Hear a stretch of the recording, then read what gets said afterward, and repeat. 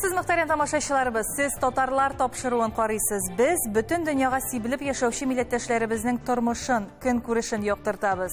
Бүген безнең программада Әниемнең җылы кочагы конкурсы тәмам. Җиңүчеләре кем? Безнең 9 гына җиңүче булырга тиеш иде. Шундый матур итеп шигырь сөйләүче балалар күп. Без положениедән тыш, матур итеп шигырь сөйләүчеләргә рәхмәт хатлары да бирергә булдык. Милләттәшләребез читтә дә һәркемгә үрнәк. Кызылорда шәһәренең 112 номерлы мәктәп үзенең беренче директоры безнең милләттәшебез Наима Ахмадиева исемен йөртә. Биредә ул 26 ел эшләгән. Кешеләр язмышы киндердә. Художник, будь ответственен за тех, кого ты нарисовал. Ибо когда настанет твой смертный час, они предстанут пред тобой.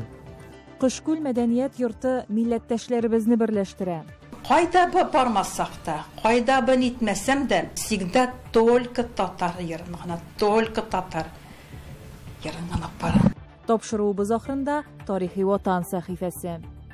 2005 елның 3 мартында Россиянең мөфтиләр шурасы утырышында ислам дине буенча белем бирүнең бердәм уку стандартын алып баручы Ислам мәгарифе советын оештыру турында карар кабул ителә. Бөтен дөнья татар конгрессында Әниемнең җылы кочагы дигән конкурста җиңүчеләрне котладылар. Чара 2нче тапкыр үткәрелә. Быел узганыннан аермалы буларак бәйгедә бары тик мәктәп укучылары гына катнашты. Алар иң кадерле кешеләренә багышлап шигырьләр сөйләде. Конкурста катнашырга 500дән артык кеше теләк белдерде. Ә җиңүчеләре кемнәр икән? Моны без киләсе видеоязмада белербез. Әниемнең кызы юк бит. Мин әнигә бер генә, кызы да юк, эше дә күп. Әнинең бер үзенә. Клара Булатованың «Әниемнең кызы юк бит» шигырен Галиәскәр нәкъ үзе турында сайлаган кебек. Әтнә районыннан килгән Сидеевлар гаиләсендә 2 малай үсә. Галиәскәр 3 яшеннән бирле шигырьләр өйрәнә. Ул инде Китап ФМда да инде шигырь язган иде. Шуннан күп кенә фильмнарда катнашты. Бәләкәй чагыннан ул менә шулай иҗади кеше буларак үсеп килә. Бүген Галиәскәр 1-дән алып 4-нче сыйныфларга кадәрләр арасында 2нче урынга лаек дип игълан ителде. Балаларның яшенә карап 3 номинация булдырганнар. Конкурста катнашучы әнисе турында үзе иҗат иткән, яисә башка авторның шигырен сөйләп, аны видеога яздырырга һәм социаль челтәрдәге махсус төркемгә урнаштырырга тиеш иде. Миңа бу конкурсны әни итте. Мин шигырьләрне әни белән өйрәнәм.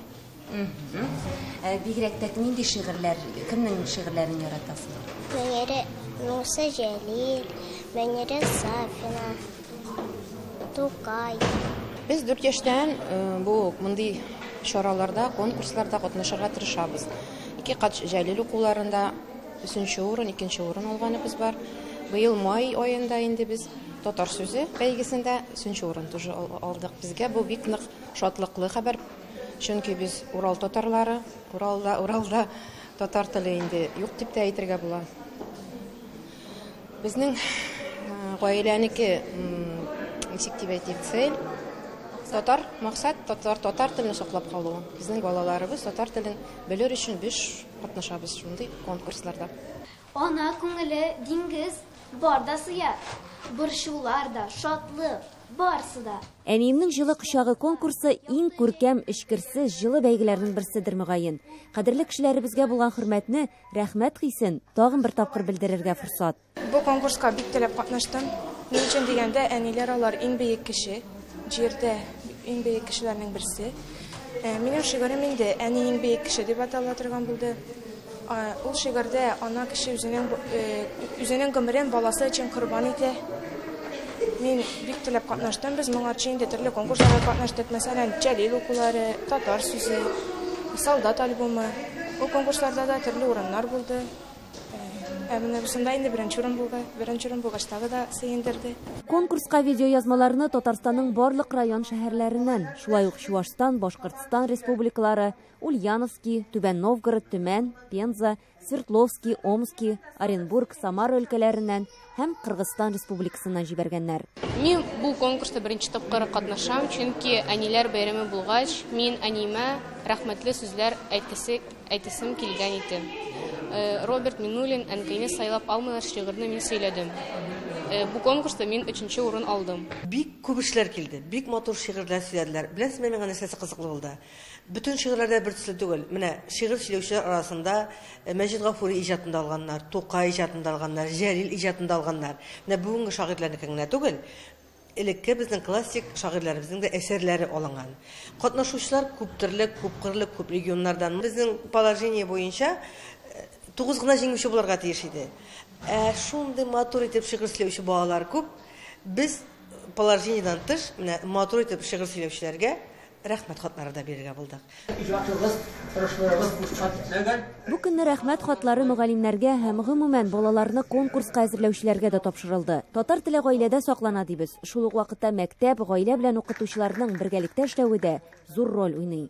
Шигырьнең инде әлбәттә балаларның менә шушы үзләренә якын булганын сөйләргә тырышты. Безнең мәдәният йорты каршында өлкәннәрнең халык театры бар. Һәм шуның иярчене безнең Шумбай балалар театры бар. Менә бу конкурста катнашкан балаларыбыз, безнең алар шушы театрга йөрүче балалар. Біз ел сайын спектакль әзерлибез. Күрше авылларга да барып күрсәтәбез шушы спектаклебезне балалар белән. Һәм менә яңа елдан соң тагын спектакльгә әзерләнергә башларга дип торабыз. Балалар театр белән, сәнгать белән бик теләп шөгыльләнәләр бездә. Һәр татар бәйгесе мөһим. Әниемнең җылы кочагы конкурсы исә балалар арасында булуы белән һәм кадерле кешеләребезгә багышлануы белән аерылып тора. Эльвира Хөснетдинова, Татарлар, Казан.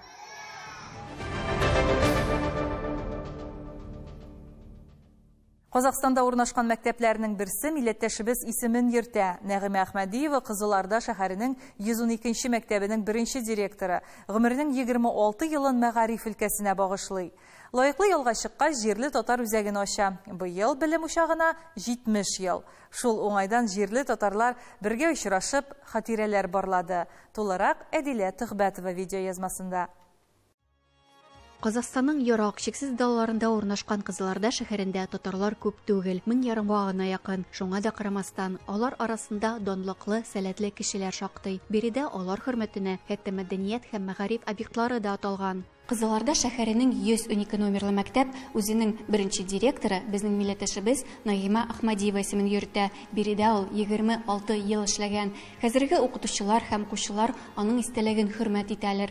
Документлар арасында аның директор итеп билгеләү һәм пенсияга чыгу турындагы боерыклары сакланган. Кызыларда шәһәренең 112нче мәктәбе зур тарихлы мәктәп. Аның яшәеш елларында аны 10 директор җитәкләгән. Аларның беренчесе безнең милләттәшебез Наима Ахмадиева булган. Биредә ул 1952 елдан башлап 1978 елга кадәр эшләгән. Бу эшне Наима ханым тиешенчә башкарган. Һәр укучысы хезмәттәшлеге белән тыгыз элемтәдә булган ул. Һәм бу хәтерне хәзер буыннан буынга иң зур кыйммәт буларак тапшырырга тырышалар. Нагима Абдуловна 26 лет проработала в школе, отдала всю свою жизнь нашей школе, даже жила при школе у нас. И вот такие вот директора, которые всей душой, всем сердцем отдаются своей работе, отдают свое сердце детям, таких педагогов мне нужно, мне кажется, больше чествовать их. Мәктәп стеналарында һәр вакыт Наима апаны искә алалар. Интерактив дәресләр үткәрәләр. Менә бүген дә Татарстан һәм Казакстанның төрле почмакларыннан килгән делегацияны бөек шәхеснең биографиясы һәм 112 номерлы мәктәпнең күп еллык эшчәнлеге белән таныштырдылар. Үз чиратында Бөтен дөнья татар конгрессы әгъзалары, Татарстанның Казакстандагы тулы вәкаләтле вәкиллеге, шулай ук Казакстанның төбәк татар үзәкләре җитәкчеләре мәктәп юбилее уңаеннан истәлекле бүләкләр тапшырдылар. Менә шундый чаралар үткәрү мәктәпләрдә беренчедән укытучыларга бик омтылыш бирә эшкә, һәм балаларга үрнәк бирә. Тәрбия, милләтне таныту, бик шәхесләр аркылы татар милләтен таныту бик җиңел. Һәм без менә мәктәпкә кирип чыгу, танышу мәктәпнең педагогик коллективы һәм мәктәпне күрү, үрнәк ничек алар методика системасы укыту безгә зур үрнәк дип әйтергә була. Мин кайсы кызык үрнәкләрне Татарстанга алып кайтып, анда да мәктәпләргә әйтәчәкмен. Быел 1952 елда ачылган мәктәп үзенең 70 еллыгын бәйрәм итә. Шуңа бәйле рәвештә мәктәп җитәкчелеге күп төрле чаралар үткәрә, укучыларны төрле яктан үстерүгә омтыла. Мәсәлән, җирле татар үзәгенең 30 еллыгына багышланган чара кысаларында мәктәп укучылары республика олимпиадаларда җиңүчеләре Наима Ахмадиеваның истәлекле медале белән бүләкләнгән. Шунысын да билгеләп үтәргә кирәк. Нәкъ менә Наима Абдул кызы 30 ел элек җирле татар үзәгенә нигез салучы булган. Человек, который не мог сидеть без дела. И, естественно, она была инициатор создания этнокультурного объединения татар. Проведя первое учредительное собрание, она яростно взялась за работу, привлекла людей, организовала. И это место было самым любимым местом не только татар, но и всех жителей города. И мы стараемся достойно продолжать дело, начатое на Нагимай Абдулловной.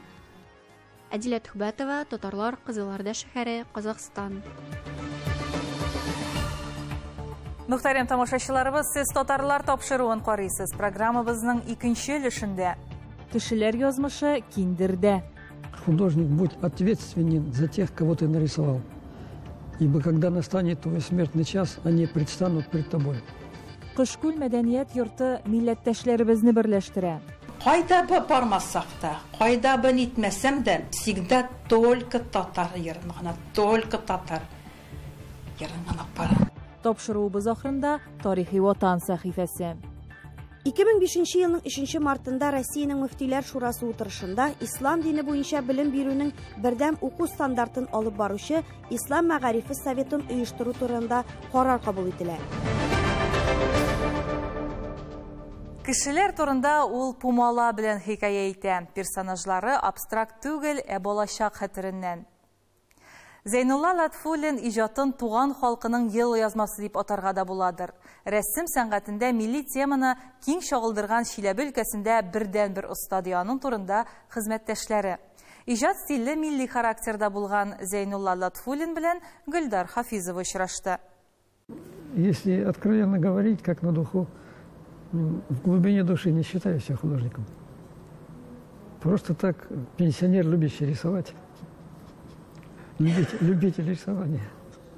Рәсем сәнгатендә ярты гасыр иҗат иткән, шушы елларда 300дән артык эше тупланган Зәйнулла Латфуллин үзе турында шулай ди.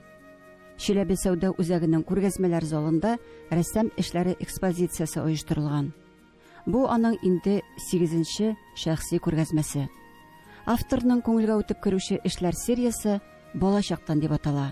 Бейләр хатнәләр отырып укыганнар. Мин киске вакытта алар арасында йөрдем, карап шунда тыңлап нимә икән. Сарай өйләр арасында үскәс старые, косые, кривые заборы, сараи послевоенного времени. Зәйнулла Латфуллин Чиләбе шәһәрендә туган. Балачагы әти-әнисенең туган ягында узган. Шуңа күрә дә ул иҗатында авыл ишегалды, яшелчә бакчасы, йорт хайваннарына күбрәк игътибар бирә. Төп геройлар, әлбәттә, авыл кешеләре. Фуфайкалы балачак. Зәйнулла Латфуллин балачагын шулай атый. Түкинем берәй Курман байрам булса, шунда бәлеш пешенгән вакытта карап торам, во-первых, аромат этой печи. Слюни текут. Лутфуллиннар гаиләсендә 4 баланың берсе генә, иң кечесе Зәйнулла гына иҗат юлынан китә. Әмма аның бу сәләте балачагында да, мәктәп елларында да күренми. Алда кан килеп чыктым. Атайым көлә торган, юк эшләне. Бу куй ташлайын да була. Мен рәсемне ясап, кешене күлдереп бирәм. Беренче эскизлары армияда хезмәт иткәндә ясала. Хезмәт иткән вакытта Ленинградка барган идем. Командировкага. Шуңа шул институтка кергән идем. Янып бардым. Захотелось туда именно. Армиядан соң Чиләбе электр-ремонт заводында слесарь аппаратчы булып эшли башлый. Көндез предприятиедә эшли, кичен тимиръюлчылар мәдәният сараенда сәнгать студиясында шөгыльләнә. 4 ел йөрдем, ахыр Ленинградка киттем укырга. Илек назаралсам Ленинградское высшее художественное училище имени Мухиной. Факультет монументального искусства. Ленинградның югары рәсем сәнгате училищесы профессорларыннан алган белемен ул Эрмитажга йөреп, Европа рәссамнары мәктәбе белән танышып ныгыта. Һәрбер выходной көне анда костюм киеп барам. Асылына уже анда торам. И в подвальных помещениях Эрмитажа там есть раздел, называется «Кипчакская скульптура 5-6 века». Ну, вот примерно этого периода. И Бурвахат Кирганин исем кетен, атайым шикелле карттыра. оказывается, уже более 1500 лет прошло, а то ли это генетика, то ли еще объяснить трудно. Вот это одежда, форма одежды, те же самые галоши, туатя, как Соколов второй внук, я был поражен просто. Укудан соң аңа Ленинградта калырга тәкъдим итәләр. Әмма Латфуллин Шиләбегә кайта.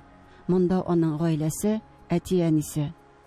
Шәһәрнең татар-башкорт китапханасы фасадындагы бу мозаика Зейнулла Латфуллинның Ленинградтан соң беренче эше. Мозаиканы ясалганда бер ел аңа китте. Мозаиканы Петкас вступил в Союз художников СССР. Зейнулла Латфуллин Шиләбе һәм өлкәнең тагын 5 бинасын мозаика белән бизи. Зур иҗади хезмәт, көч чыгымнары талап иткән монументаль эшләре белән бер үк вакытта күңел өчен дип картиналарда яза. Рәссам барлык бөтен союз күргәзмәләрендә дә актив катнаша башлый. Аннары әтисе дә улының сәләтләрен таный. Вынужден был, так сказать, смириться. Шариат ясау бик зур гунах дип. Укыган ул. Религиозный человек был. Әтисенең кайчандыр әйткән бу сүзләреннән соң Зейнулла Латфуллин Коръәнне кулына ала. Художник, будь ответственен за тех, кого ты нарисовал. Ибо когда настанет твой смертный час, они предстанут пред тобой.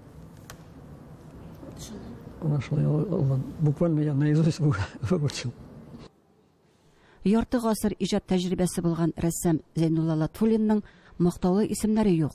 Әмма күргәзмәләрдә тамашачылар авторның тыйнаклыгы, моңсу сөйкемлелеге белән аерылып торган эшләренә битараф калмый. Мне больше всего приглянулась картина с хлебом. Она так и называется «Хлеб».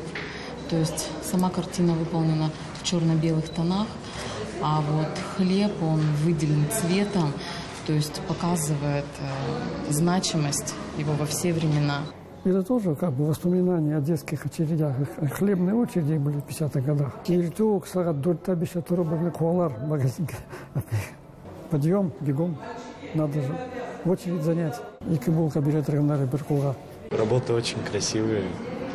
Ну, есть работы, которые непонятны для кого-то, а есть работы, которые очень вот прям, вот как вот эта картина напоминает дом, тепло. Очень много картин красивых. Шиләбедән Гөлдәр Хафизова, татарлар. Бараба даласына сәяхәтебез дәвам итә. Бүген татарлар тапшыруы борынгы Кышкүл авылында кунакта. Салада урнашкан мәдәният йорты авыл халкының көндәлек тормышларын җанландыра торган урын. Биредә уңайлы мөхит хакимлек итә, һәркем үзенә кызыклы шөгыль таба ала. Безнең уңышларыбыз тырыш һәм актив җитәкчелектән тора ди җирле халык. Елена Софиуллина дәвам итәр. Кошкүл авылында бары тик 200-гә якын кеше гомер итә. Бирегә килүгә нәрсә күзгә ташланды? Өлкән яшьтәге ханымнарның бергәләп йөрергә яратуы. Хәер, йөрер урыннары байтак, ә авыл клубы иң яраткан аралашу урыны аларның.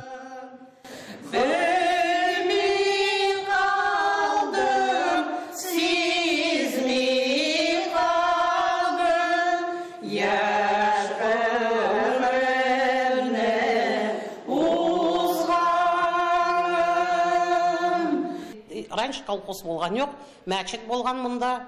А потом колхоз иткән соң колхозда эшләгән кешеләр бу. Менә Каримов Кучад лесник булган, минеке дядям.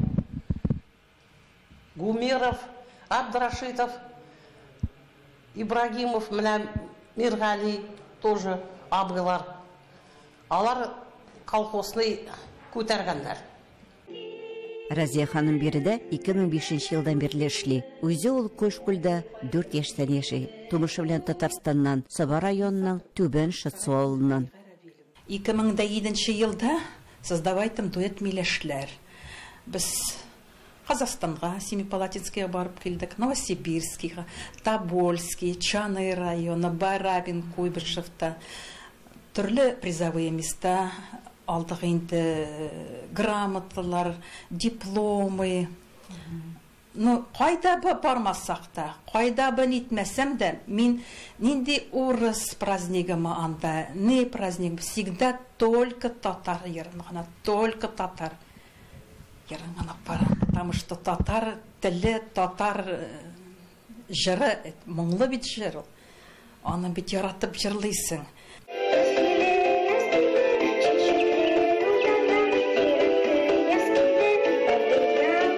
Мәдәният йортында эшләгән түгәрәкләргә күбесенчә өлкәннәр һәм балалар юридик клуб мөдире. Бар иде бездә монда учитель Ибрагим Рашидович, ул мәктәптә технология преподавать итә.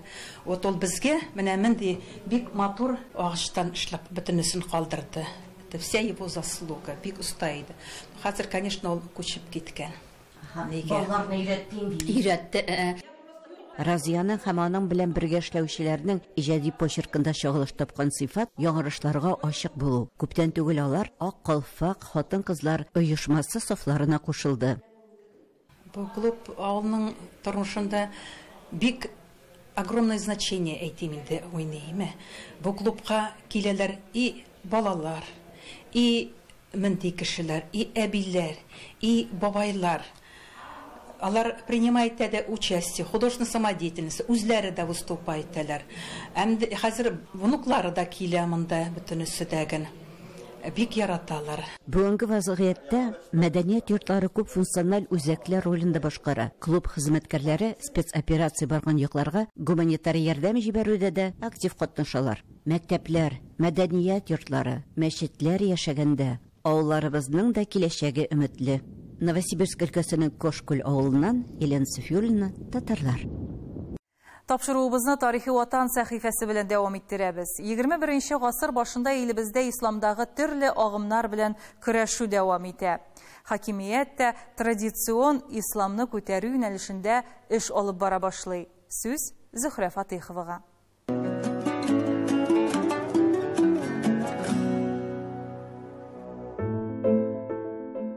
2000 еллар уртасында илебездә исламның күтәрелеше Казан Кирмәнешендә Кол Шәриф мәчетен төзү һәм Россиянең ислам хезмәттәшлеге оешмасына керүендә сизелә. Ә менә Европа илләренең мөселман диние нәзарәтләре белән аралар суына. Россия мөселманнарының диние нәзарәтендә ил күләм утырышлар үткәрми башлый. Илебезнең руханиларын берләштерүче, дини гыйлемнәрне арттыруда эш алып баручы, экстремистик һәм радикаль исламга каршы туручы аксакаллар шурасы да булмый. Һәр төбәкнең үз диние нәзарәте барлыкка килә. Ә зур калаларда алар да әллә ничәгә бүленә башлый. 2005 елның 3 мартында Россиянең мөфтиләр шурасы утырышында ислам дине буенча белем бирүнең бердәм уку стандартын алып баручы Ислам мәгарифе советын оештыру турында карар кабул ителә. Дин белгечләрен, имам-хатибларны әзерләү буенча укыту системасы әзерләнә. 2007 елда Россиядә рәсми рәвештә теркәлгән 75, ә гомум алганда 229 урта һәм югары мөселман уку йорты була. 2006 ел ахырында Россия президенты хакимиятының ішкі сәясәт буенча идарәсе ислам мәдәниятенә, фәненә һәм мәгарифенә ярдәм итүче фонд оештыра. Россия Федерациясе хөкүмәте карары нигезендә ислам дине тарихы һәм мәдәнияте буенча белгечләр әзерләүнең планы раслана. Бу илдә радикаль исламга каршы көрәш алып барылуының бер юнәлеше булып тора. 2010 елның февралендә Татарстан Республикасының беренче президенты Минтимер Шәймиев указы нигезендә Татарстан Республикасы тарихи һәм мәдәни истәлекләрен торгызу республика фонды оештырыла. Фонд эшчәнлегенең төп бурычының берсе республиканың тиңсез хәзинәсен, мөселман мәдәнияте үзәген, Болгар тарихи архитектура музей тыюлыгын реставрацияләү була.